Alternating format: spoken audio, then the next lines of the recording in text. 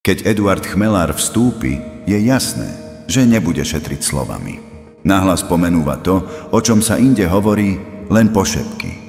Že za pozlátkom progresu či modernosti sa často skrýva politické diletantstvo. Vypočujte si slova Chmelára.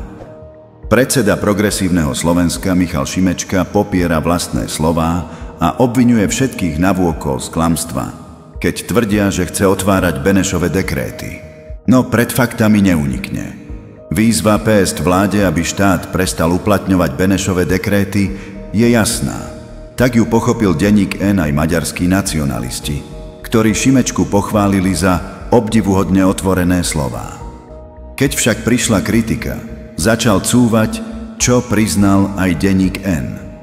Šimečka sa ukázal ako politický nímant, ktorý nechápe dosah ani historický kontext svojich výrokov. Benešove dekréty sa nedajú zrušiť. Vysvetlil by mu to aj Schwarzenberg. Namiesto priznania chyby obviňuje iných z dezinterpretácie. Tento chaotický štýl je pre progresívcov typický.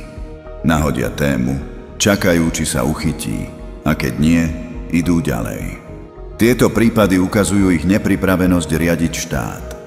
Keď Stohlová nevie, kedy vznikla ČSRU a Šimečka nechápe, že spätný účinok dekrétov nie je možný, nie sú to len úsmevné príbehy strany odborníkov, ale signál, že nerozumejú ani základom slovenskej štátnosti.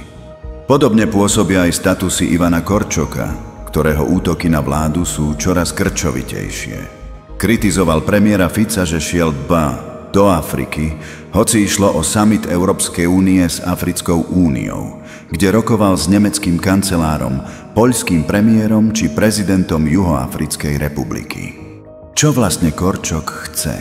Aby sme sa správali ako za éry Kisku, Čaputovej či Matoviča, keď nás okrem Bruselu nikde neprijali.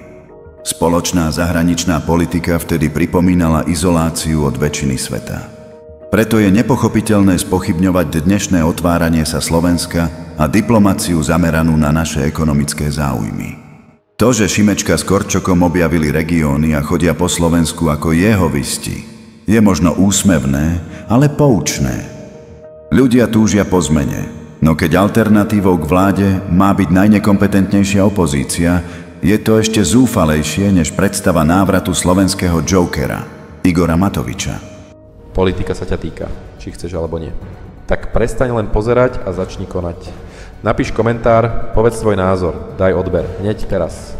A nezabudni kliknúť na zvonček. Odoberaj, sleduj, zdieľaj. Toto je realita, toto je Slovensko.